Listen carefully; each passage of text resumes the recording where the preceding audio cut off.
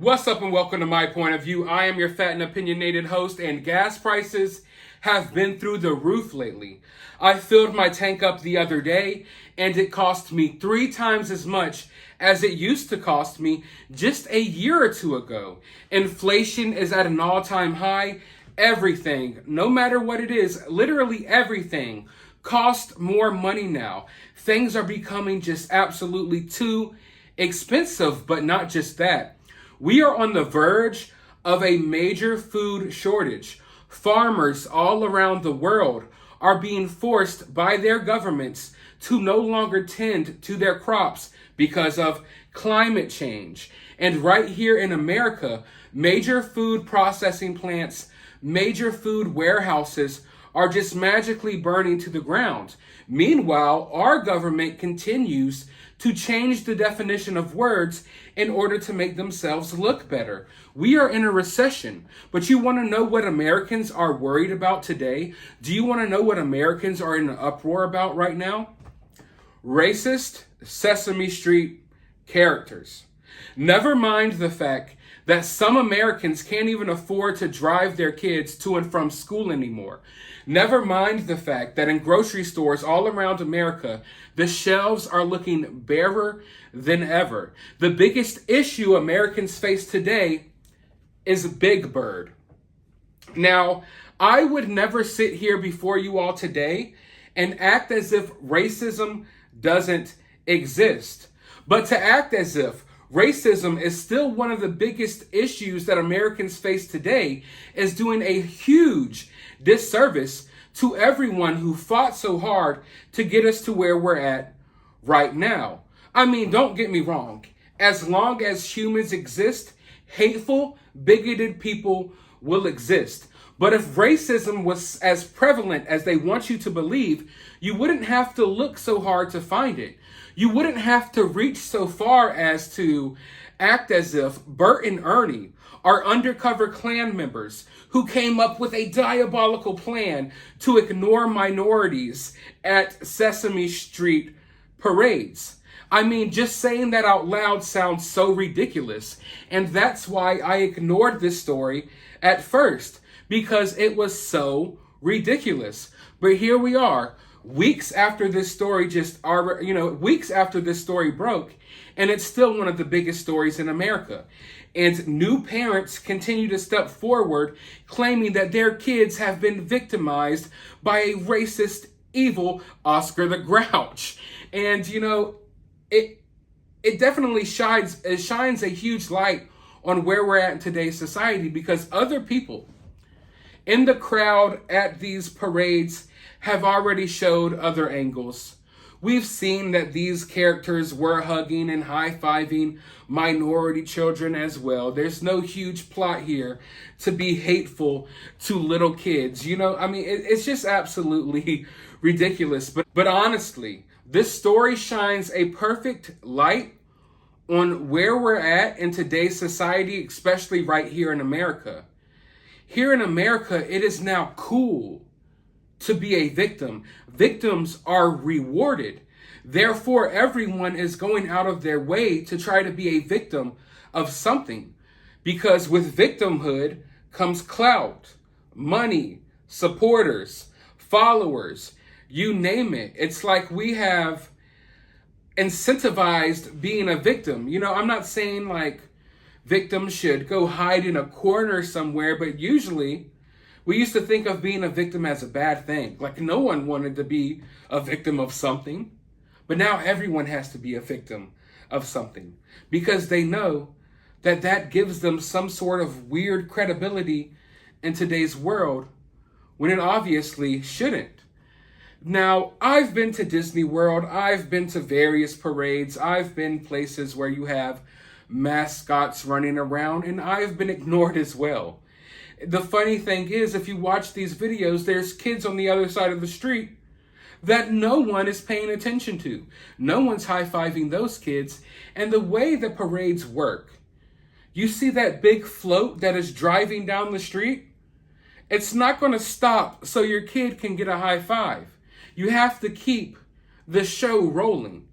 But people have to be so desperate to be victims. People are so quick to say, this is racist, that's racist. Oh my God, because we as a society, we have, like I said, we have made that a good thing.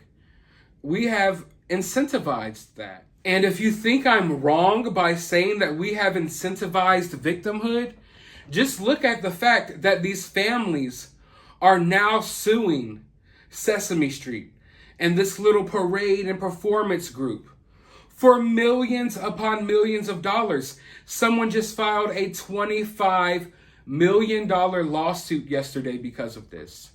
And they're dragging their kids to all of these press conferences, parading them around in front of paparazzis, trying to make them look as sad as possible, like their life is so traumatized because Ernie didn't give them a high five, because Elmo didn't dap them up and give them a hug during the parade. But you want to know what's truly traumatizing these kids? These parents. These parents convincing them that they have just been a victim of something. These kids would have forgot about this moment within 5 minutes. But now, their parents are taking advantage of them, using them, viewing them as a cash cow, a way to get an easy check, not thinking about the mental and psychological effects it is having on these kids while they're convincing them to look sad in front of reporters and paparazzi. You know, this reminds me of a story of one time when I was younger. I went to Disney World and they used to have like these little autograph books you could buy. And you would go around the Disney park and you would try to find the various Disney characters to sign your little autograph book.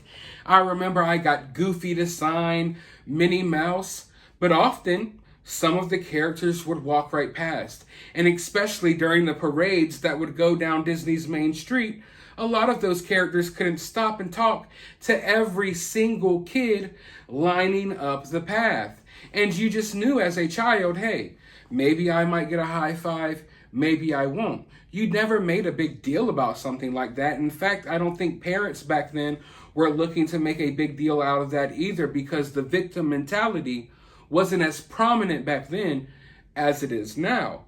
But you see, I had gathered all of these autographs and I was so happy. But there was one autograph that I was missing. Winnie the Pooh. Winnie the Pooh, because I was a chubby kid, he was my favorite Disney character. I looked all over the park. I could never find him. And finally, I found him. Winnie the Pooh, he was standing right there in real life, right in front of me. He was about, I say, give or take 30 or 40 yards away. And then I took off running in my little light up Spider-Man shoes. And I was just running as fast as I could to get to Winnie the Pooh, to get my autograph. But right before I reached him, Winnie the Pooh took off of his helmet, his little Winnie the Pooh head, and underneath was some random old man who, I guess because of the extreme heat that day, was suffering from dehydration or something, because he threw up right in front of me. And quickly, a Disney worker ran over, grabbed him, and they walked off through some magical door that I didn't even know was there. And you know, ladies and gentlemen, my mother didn't think of filing a lawsuit. My mother didn't think of trying to get $25 million out of Disney. No. I had to hold on to that trauma for my entire life. All I got was a Mickey Mouse shaped ice cream sandwich to make me feel a little better. And here I am today, a 31-year-old man, still holding on to that trauma, but I'm okay. I'm okay because I'm not a victim. But you know, as I look at these clips and as I see this story develop, I realize there is an example of racism here. It's right here before our eyes. Everyone is right, but not in the way that you think. Sure, this story is racist, but it's not necessarily the Sesame Street characters that are harboring hate in their heart for people of a different skin color. The fact is, ladies and gentlemen, no one knows the race of the people who are inside of these Sesame Street costumes. In fact, in the video, we have a black dude right there dancing around. There's a white person right there as well. And then we have various costumed characters. But for some reason, everyone just automatically jumped to the conclusion that all of these Sesame Street characters had to be white and they had to be racist. And obviously they hate little kids who don't share the same skin color. So, ladies and gentlemen, this story is racist, but not in the way you think. It is racist to automatically assume that the people in these costumes belong to a certain race. And it's racist to villainize these people when you have no freaking clue as to who's in this costume. So while the story circulates and this video passes around and everyone hollers racism, racism, oh, these poor little kids. The reality is everyone, because of their own biases, because of their own little thing they got going on. I don't want to call these people racist, but hey, if you automatically assume that people in all of these costumes are white and you automatically want to look at white people as if they're bad and as if they're the enemy, that's what's happening here, folks. That's exactly what's happening here. Do you know the color of the skin of the person inside of this Bert and Ernie costume? Inside of these various Sesame Street costumes? Nobody has any clue. Not even the parents who are suing. But that doesn't matter. No. They want to be the victim and they want white people to be the villain. And that's plain and simple. It's as clear as day. You see what many people with these victim-like mentalities do. They project themselves and their personal issues and biases onto other people. So if at any point you watch this clip and for some reason you just automatically assumed that this had to be a master plot by white people hidden underneath Sesame Street costumes that were trying to be hateful to people of other races, then maybe you need to check yourself. Maybe you need to look in a mirror, because why would you automatically assume that these costumed characters fit a particular description, and why would you automatically villainize them due to what particular description you think they fit? You understand what I'm saying here? And you see that as this story gets bigger, more media outlets hop on it, and everyone's commenting their 2 cents on it. In reality, they're partaking in just a little bit of racism. Now, because a lot of people seem to lack common sense, because common sense is not so common, let me give you all some tips.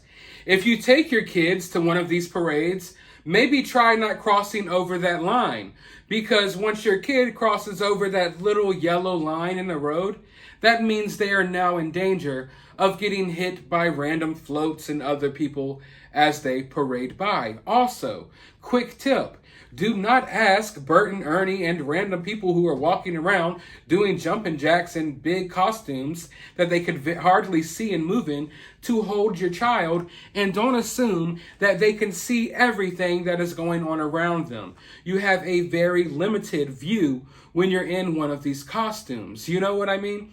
But of course, we live in America.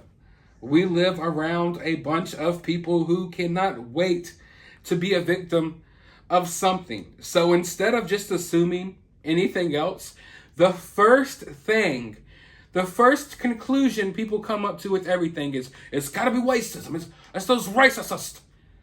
Please stop. You're doing nothing but dividing the country even more. Even more. Now, if there are real situations that you would like to point out, sure. But when you make things like this a big deal, it's nothing more than a joke. It's doing nothing more than hurting relations between people and distracting people from real issues. And if you're one of those people with this victim-like mentality, please wake up and smell the coffee. Take a look around you. There are real-life, tangible issues all around you. Our major cities are crumbling. Crime is at an all-time high. If you live in a city in America, chances are you are always a 5 or 10 minute walk from a homeless encampment. There are so many other things that we should be applying our energy to instead of coming up with these racist delusions that evil white people have come up with this plot to have Klan members infiltrate the Sesame Street parade so they can go undercover as Oscar the Grouch and the Cookie Monster in order to traumatize little black kids. Please, ladies and gentlemen, stop with the racist conspiracy theories.